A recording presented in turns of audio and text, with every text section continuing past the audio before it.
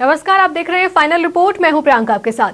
प्रधानमंत्री नरेंद्र मोदी भी विश्व की उन हस्तियों की फहरिस्त में शामिल होने जा रहे हैं जिनकी मूर्ति को लंदन के मशहूर मैडम तुसाद म्यूजियम में लगाया गया है। प्रधानमंत्री कार्यालय ने इस बात की अनुमति दे दी है और म्यूजियम ने भी इस बात की घोषणा कर दी है।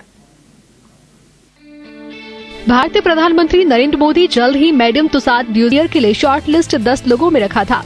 मोदी सोशल मीडिया पर भी बहुत लोकप्रिय हैं। बयान के मुताबिक म्यूजियम के कलाकारों ने इस साल की शुरुआत में ही दिल्ली आकर उनका माप भी लिया। पीएम मोदी के वैक्स स्टैचू पर उनका सिग्नेचर स्टाइल क्रीम कुर्ता और जैकेट नजर आएगा। स्टैचू नमस्ते की मुद्रा में होगी।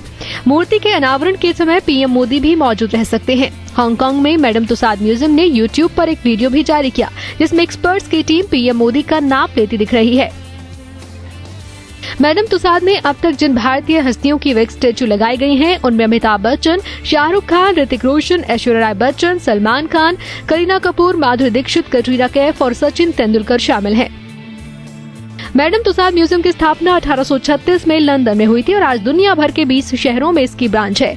2017 में नई दिल्ली में भी मैडम तुसाद की नई ब्रांच खुलने जा रही है। पिछले साल नवंबर में पीएम मोदी की लंदन यात्रा के दौरान इस बात की घोषणा की गई थी। वित्त मंत्री अरुण जेटली ने राज्यसभा में आधार बिल पर आज सरकार का पक्ष रखा। वित्त मंत्री जेटली ने कहा कि इस बिल को पारित करने का उद्देश्य है सब्सिडी और लाभ को पारदर्शी ढंग से लोगों को हस्तांतरित किया जाए। उन्होंने आश्वस्त किया कि इस विधेयक में निजता को सुरक्षित रखने के कड़े प्रावधान किए गए हैं। साथ ही कहा कि मौजूदा विधेयक पहले विधेयक से पूरी तरह अलग है। आधार बिल पर संशोधन राज्यसभा में मंजूर कर लिए गए हैं। अब ये बिल लोकसभा में पेश किया जाएगा।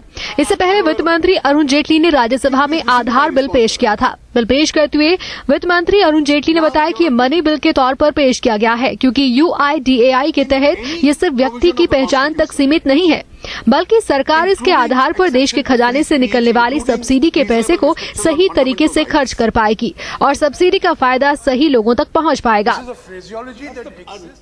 अरुण जेटली ने कहा कि आधार नंबर का विचार यूपीए के दौर में हुआ था, जो एक अच्छा विचार है। हालांकि तब हमारे दल के कई लोगों ने इस बात का विरोध भी किया था, लेकिन जब नए विचार आते हैं तो इस बिल के तहत व्यक्तिगत गोपनीयता भंग होने की जो आशंका जताई गई है उसकी कोई वजह नहीं है। जेटली ने कहा कि कोई व्यक्ति खुद अपनी मर्जी से अगर अपनी पहचान साझा करना चाहता है तो कर पाएगा, लेकिन अगर उसका कोर बायोमेट्रिक डेटा खुद उसकी मंजूरी के बाद भी साझा नहीं किया जा सकेगा। To get an Aadhaar number you need, it's an entitlement. The 2010 law said entitlement, the 2016 law says entitlement. Then it says that where people don't have it, then alternative documents will be prescribed. Yes. So there are alternative documents, the concerns which have been shown. And the user will be predominantly through the state governments. That's the point my friends raised, and it's a right point. Tomorrow you are going to distribute, let us say to poor people, some scheme. And therefore that is a power for you. Those details will have to be given to the state government to ensure that this is the Aadhaar list that has to be given to the state government, the concern which you have said, so that the state government, tomorrow if Tamil Nadu government decides that people below a certain income will get this economic facility, then obviously that economic facility, that list of people from Aadhaar identification, the state government will have to make, and therefore the information is yours. Now this question of mandatory, which is, if you have to get a benefit, is it mandatory?